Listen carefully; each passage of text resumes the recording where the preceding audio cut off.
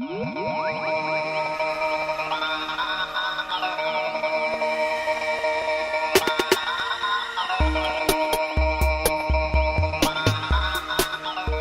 rôle des médias sociaux en communication digitale n'est plus à prouver.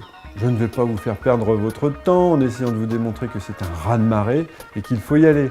Vous avez déjà tout vu et tout entendu sur le sujet et vous n'en pouvez plus. Non, ce que je vous propose aujourd'hui, c'est un petit tour d'horizon des différentes possibilités pour que votre site soit connecté aux médias sociaux de façon adaptée.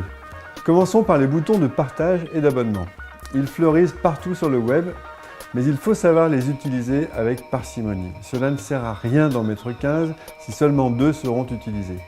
Certains soutiennent même qu'il est grand temps de tous les enlever, arguant du fait que les gens n'ont pas besoin de ces béquilles et qu'ils sont capables de se débrouiller tout seuls pour publier sur Twitter ou Facebook et qu'en plus, on n'a pas à faire de pub à ces réseaux.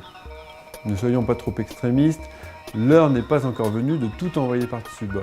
Le mieux est d'être fin et de contextualiser leurs usages. Sur la page d'accueil, par exemple, le bouton like de Facebook est un passage obligé, d'autant que les inscriptions aux newsletters ne font plus recette.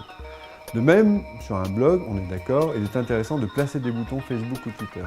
Mais dans d'autres cas, comme dans votre chapitre offre d'emploi, il peut être judicieux d'avoir un bouton LinkedIn qui permet de suivre votre entreprise ou de postuler directement. Et sur un site à fort contenu, là vous pouvez y aller. Les boutons de partage sont indispensables pour la recommandation entre pairs. Bien utilisés, ils sont très efficaces. Par exemple, sur un site comme celui de la Cinémathèque française, le partage représente 30% du trafic total. Deuxième possibilité, les widgets que les grandes plateformes sociales suggèrent d'intégrer à votre site. Ces fonctions sont assez intéressantes car elles permettent d'insérer dans vos pages des fonctions puissantes de façon très simple, en affichant par exemple la liste de vos amis Facebook qui aiment la page sur laquelle vous vous trouvez.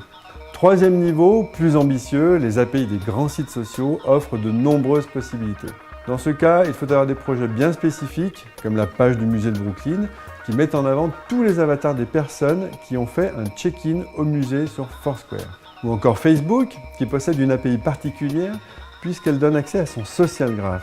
C'est une API qui regroupe les connexions et les relations entre les gens et les objets sur Facebook.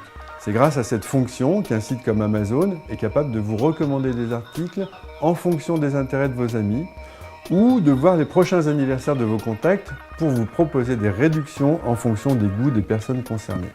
C'est la fonction qui vous permet de vous transformer en Big Brother. Tentant, non?